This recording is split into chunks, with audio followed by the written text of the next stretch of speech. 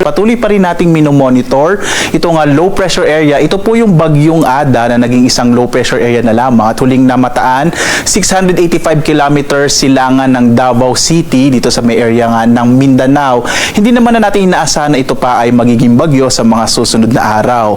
Ang nakakaapekto ngayon sa ating bansa na weather system ay ito pong shear line. Ito yung banggaan ng malamig na northeast monsoon at yung mainit na hangin nagmumula sa karagatang Pasipiko na tinatawag nating easterlies. At dahil nga sa shear line, inaasahan po natin na magiging maulap ang kalangitan at malaki yung posibilidad ng mga pag-ulan sa may bahagi ng Eastern Visayas, Caraga, Davao Region, ilang bahagi ng Northern Mindanao at Soc-Sargen sa araw na ito hanggang sa mga susunod po na araw.